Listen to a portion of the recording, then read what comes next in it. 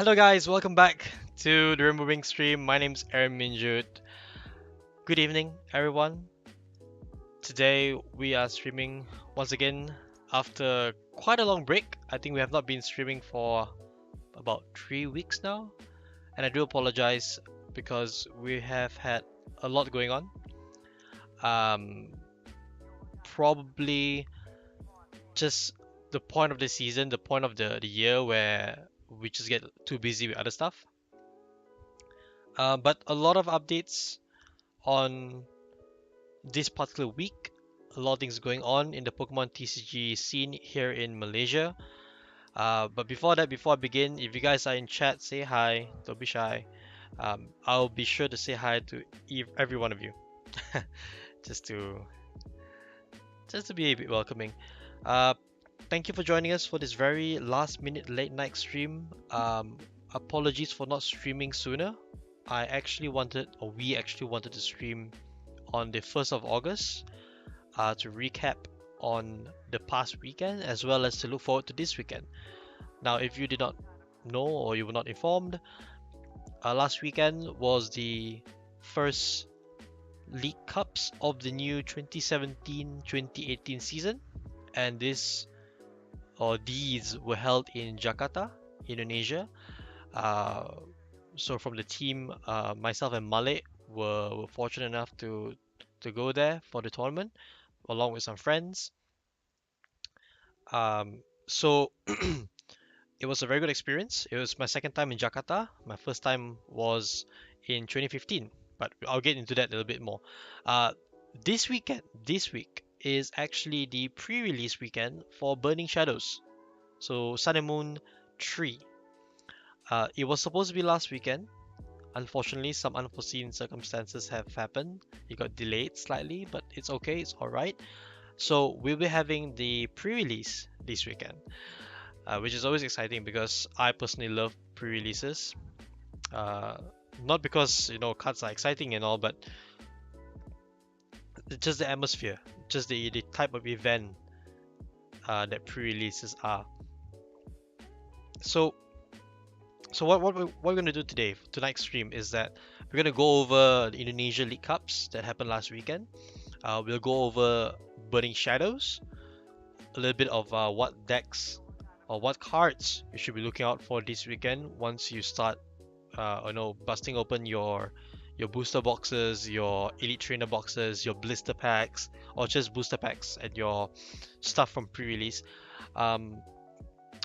Also, I would like to also go through a very awkward sort of article. I couldn't find it online, but something which I want to highlight specifically for us in Malaysia here, regarding your posts, your sales posts in online groups on Facebook. It's going to be more of a public service announcement that I would like to make later on in today's show.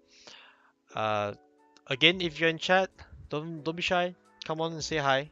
It's always great for me to see who's online, who's up and about. So let's get straight onto it. So the League Cups in Indonesia were last weekend on Saturday and Sunday. I flew down with some of the gang on Friday, and the tournaments. So one each. There were one tournament on each day of the weekend. One on Saturday, one on Sunday at the same venue. And so the format is interesting because although the points are for next year's event, you technically played the same format that you're in right now, which is Primal Clash up until Guardians Rising. Just FYI, Burning Shadows is only legal the third Friday of the month it's launched. So it's launched tomorrow, being the 4th of August, the official street date. It's only legal for tournament play on the third Friday after that launch. So just to clarify why it was not like the latest format. So I'm just gonna go through some posts here. Right, so this is the oops. Yeah, a lot of stuff on Facebook. So this is the post that was on Pokemon-ID, which is Indonesian Pokemon community page. So there's some results here. So I'm just gonna read out the results from both days. So there's a day 1 and day 2 tournaments. The first League Cup was won by Dendi Santoso. I actually had the privilege to play against Dendi for both League Cups, one on Saturday and the other one on Sunday. And he ran the same deck, which was Vesperkin Zorok. He actually took down the tournament on day one. Good, congratulations, Dendi. His finalist in that particular tournament was Christian Liu. I actually also played against Christian on day one, and I lost to him uh, on the third turn of time. So time was called plus 3 turns, and he won it on the third turn by top decking the VS Seeker for Lysander. Um, and then the two semi-finalists for day one were Ferko and Ricky, piloting Tapu Bulu GX and Desi Duai Ninetales GX respectively. Something to note here is that all four players on day one were completely from Indonesia, so the home crowd pretty much got the top four spots. Now shout out to Male for going all the way on day one. He finished in ninth place and he bubbled not on his resistance but on his opponent's resistance. Now that is the worst way possible to bubble, but shout out to him for that crazy run with his Darkrai deck. So that's day one, right? So I didn't do too well day one as well. I played Espeon Garbodor, which was the deck I've been playing all season. I don't have the list for you here right now because I don't want to even look at the list right now. Um, Unfortunately, it's a deck that I really hate right now. I really hate it because it's just not going well, and that's really really annoying. I've not had good luck for a long time playing Espeon, so I'm like, whatever, screw it. So day two, uh, the eventual champion was Jitmin from Singapore, piloting his Decidueye Ninetales deck. Congratulations, Jitmin. The finalist was Shamil Sani. So Shamil is from Malaysia. We met up over there, and he introduced himself. He was with his friend Alif, and they came from JB from Johor. So so we went all the way to Indonesia and we met Malaysians there, which is pretty cool. So that he's a finalist. Now, the third and fourth spots were both Drampa Garbodors.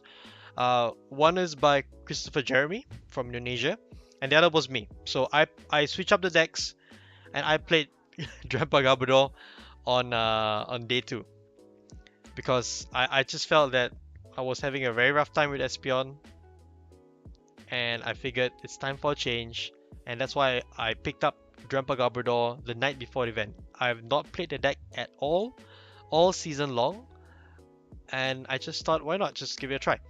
Now, I did some posts on social media on Facebook, and I'd like to make a note that I unfortunately was not able to see out the entirety of my match in top four against Shamil, and that was because we actually booked our flights on Sunday night, and the last flight out of Jakarta on Sunday was 8:30 p.m. and we were in game three, or we were just started the game three of top four at just a quarter to six, if I'm not mistaken, which gave us very little time to get to the airport. So with that at the back of mind, I told Shamil, you know what, I'm gonna skip to you, go for it, and do your best in the finals. It's very unfortunate that that happened, and I'm trying my best not to repeat that again. To actually see out the entirety of the tournament. But in any case, I'm happy. I managed to get 32 points out of the needed 250. Not too bad. So these are some graphics that our friends over in Indonesia had created. So this was more of a deck breakdown of the entire meta. So it's not top four. Top four is on the right here, as you can see. But this is the meta of the entire day. Props to them for taking down every single deck from that day. I think it's a brilliant thing to do. So as you can see from the graphic alone, a huge chunk of the format, more than a quarter, came from Garbodor decks. So Drampa Garb, the main deck day one, and then Espeon Garb as well. There's also a bit of Decidueye, an equal amount of Vikavolt Tapu Bulu, a bit of other fringe decks like Mega Rayquaza, Umbreon Zorok, and I think this is Xerneas Break, a Lycanroc as well. We saw some Lycanroc, Volcanion. So a lot of decks a lot of variety on day one. Again, shout out to Malik. This is probably his deck. Darkrai Giratina. He played Darkrai Dragonair, and I think that's his deck of the format. So as you go on to day two, you no longer see Espion where it was. So that entire portion now was purely Drempagarb. And I was on that bandwagon as well.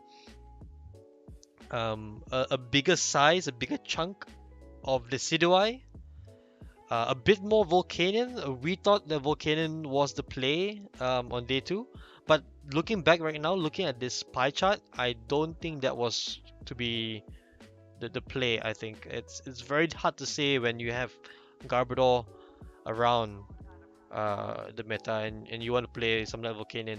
But in either case, the meta didn't really shift from one day to another. Even for me personally, I still played Garbodor, so that's something to consider, right? So I have the list that I played here. I'm just gonna bring this up. Hang on, give me a second. There we are. So so this was the list I played. Pardon me for not having certain cards. I actually don't have the cards on PTC Geo, but that's fine. Um, I played three Grumpa GX, 4 Tapulele GX in the deck, a 3-1 split of the Trebushes, so 3 were from Goddess Rising and 1 was from Breakpoint. I played a 2-2 split of Garbodor, 2 on Trashalanche, and 2 more Garbatoxin. I figured that if I'm going up against a Decidueye deck, I would really appreciate having 2 Garbatoxin Garbodors just to ensure that Nana price. So that's great. Always good to know that I have one that I needed. When I wanted access to it, I always had it. And I also played the Tapu Koko promo. Now this is a very interesting card, and I really enjoyed playing this card. But I'm not sure if I'm going to keep it into the list moving forward. Flying Flip actually won me my match against Atarico. Shout out to him. Asia Pac's #1 player in terms of championship points right now. We played in top 8 and he was playing Decidueye Ninetales. Sorry, he was playing, yeah, Decidueye Ninetales, correct. And in game 1, I didn't do enough damage. I did not deal enough damage to his board to make any of the prizes count. But in game 2, I led with Tapu Koko and I managed to get at least 3 flying flips off. And that was actually the tipping point for me, because every single KO that I needed to take with Drampa became so much easier. So if you have not tried this card, and you really ought to try it, give it a go in your deck. If you don't run Drampa Garbodor, it's perfectly fine in Espion as well. It's also a great floater because it has 0 retreat. So essentially, you can just park it on the bench. When your opponent takes a knockout, bring this guy up. And it's even more crucial right now because now with Guzma in SM3, when you use Guzma, you need to switch one of your Pokemon as well. You can just promote Tapu Koko and then retreat back to the attacker of your choice. So that gives you some flexibility still. Onto my trainer line. So I played a very straight up list of trainers. I played 4 Professor Sycamore, 3 N, and I'll get to N in a moment because I actually felt that I needed the 4th one. 2 Lysander, 1 Olympia, 1 Hex Maniac, and 1 Bridget. Now, the Olympia, Bridget, and Hex Maniacs are, just the tech cards that I really wanted to play. Bridget because, most of these Garbodor lists play Bridget to get it out on turn 1, so you have a bench. Hex Maniac for the matchups like Decitails, where you just want to prevent, bird droppings, as I call them, for 1 turn. So it's good. I actually managed to chain hexes against my Decidueye opponents, which is good. Now the Olympia is my personal favorite because it gives me a lot of flexibility with how I want to play. If damage is too much, I can just use Olympia, make a 2-hit, become a 3-hit. if I need to get something out from the active, every single one of my VA Seekers become a switch because of Olympia. So that's what I wanted. That's what I wanted to have. So I actually had to make a very big cut, which was the fort end. And the fort end would have actually made a big difference in my only loss in Swiss because I actually could not get that fort end. But in any case, that's one thing that you should consider. Olympia versus the fort end. I played 4 Ultra Ball, pretty standard. 4 VS Seeker, standard as well. 4 Choice Band and 4 Float Stones. Now this is pretty much in line with Tord Reklev's list from the North American International Championships. I pretty much took that as a carbon copy. I built my list off of that because I don't have any experience with Drampagab. I just thought that having 4 of each of these cards made it very, very easy for me to just play and not have a problem with resources. Of course, you still got to conserve them. You still got to understand where are your cards. But it's always great to know that you have access to multiple of the same card. And then to run it all off, 2 Field Blowers, pretty useful. 1 rescue Stretcher and 1 Super Rod for recovery.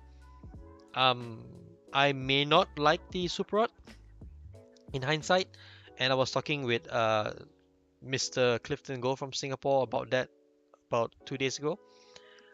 If I had to cut the Super Rod, I would want the 5th Psychic Energy, or should I say it the other way around?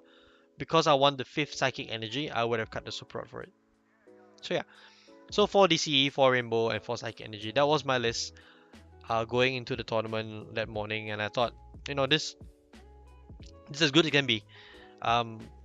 It's very much a standard Jumper Garb list, and I just wanted to put my own spin on it, which was the Tapu Koko and the Olympia, I think. So yeah, that was my list.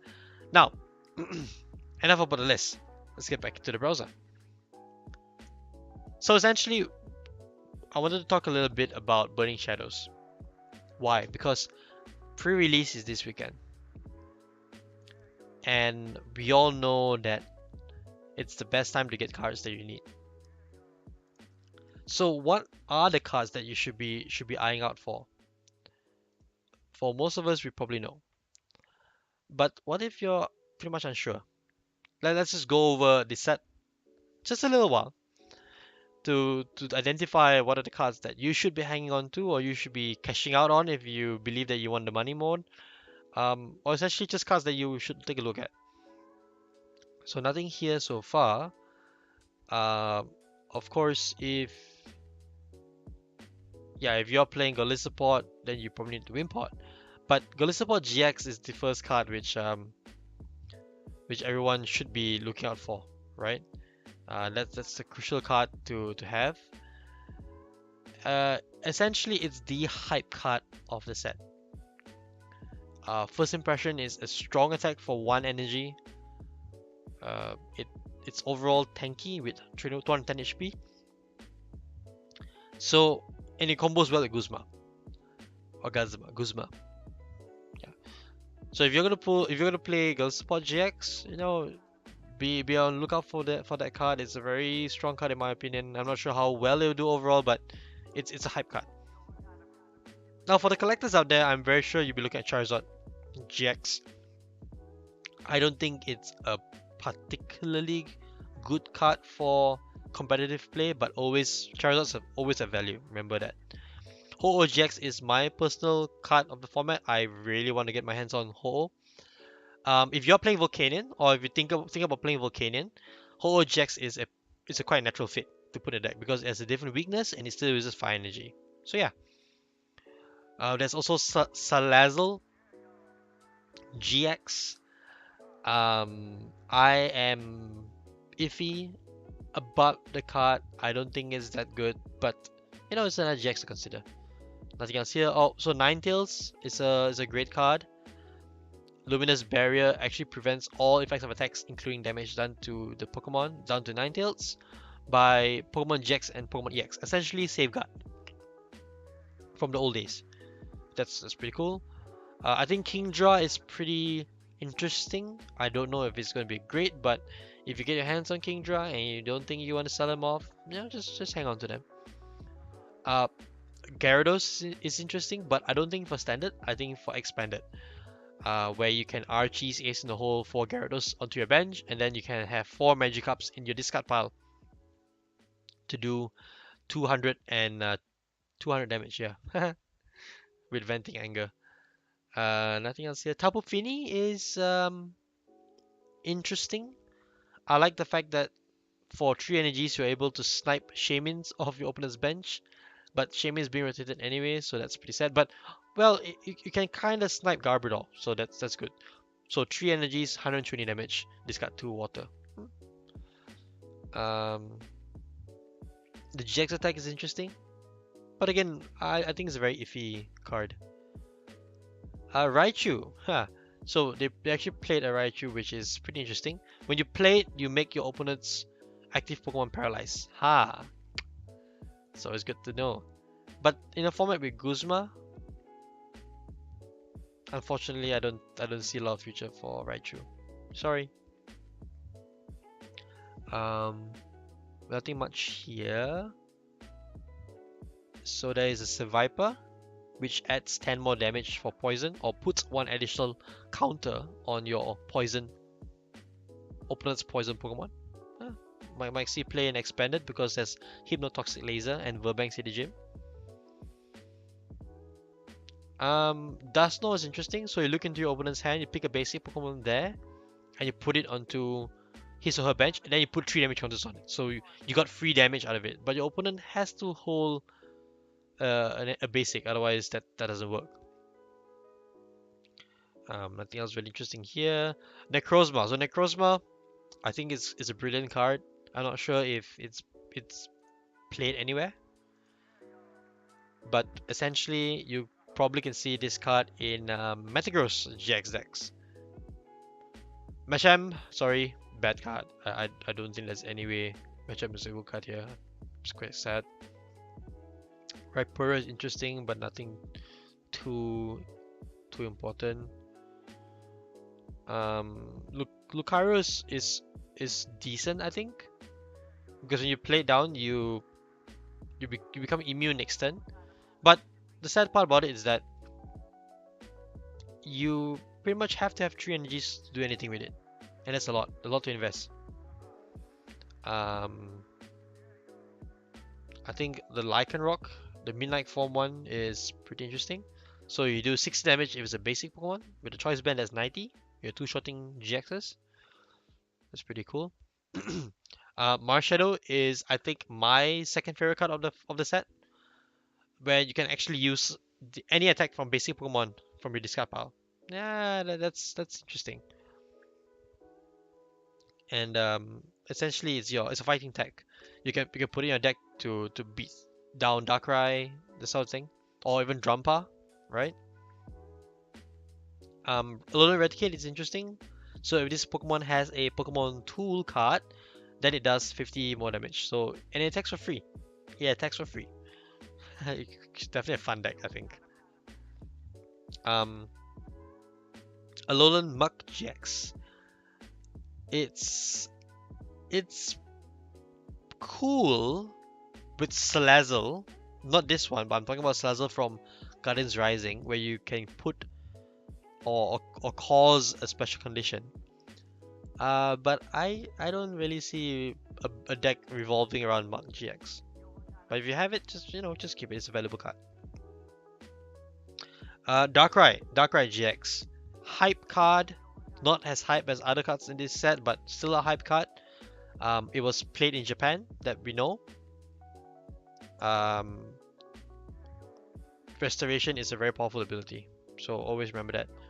The non-GX Darkrai, which is to the left of your screen right now, you can see. Dark Raid is quite powerful if you can guarantee that your opponent is going to use his or her GX attack.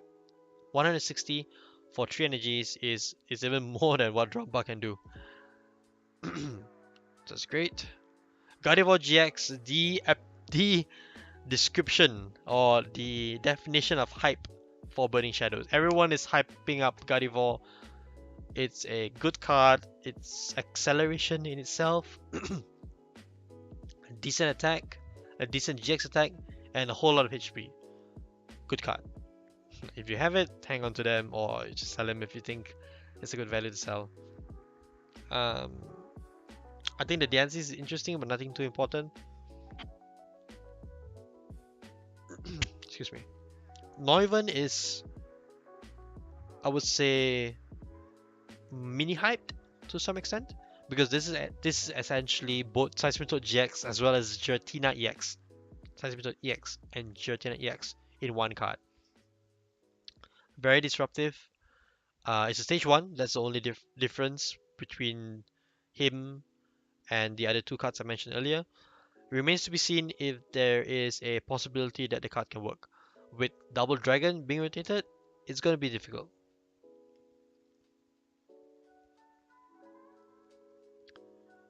There's nothing much here among the cards.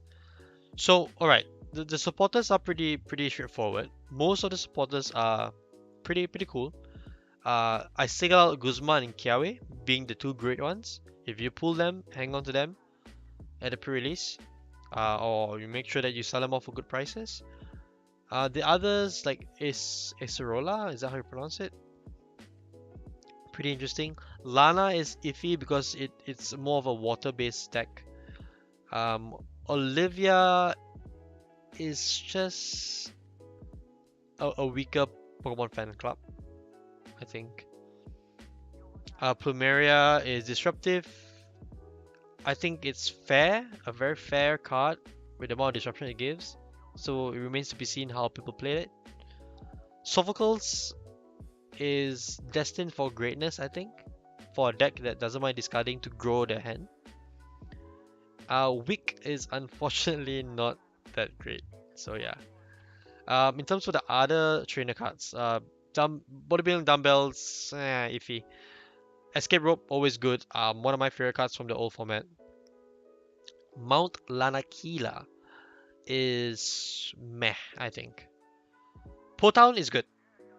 This essentially replaces the Team Magma Secret Base, I think. Yeah, so it replaces Team Magma Secret Base in Drumpa decks.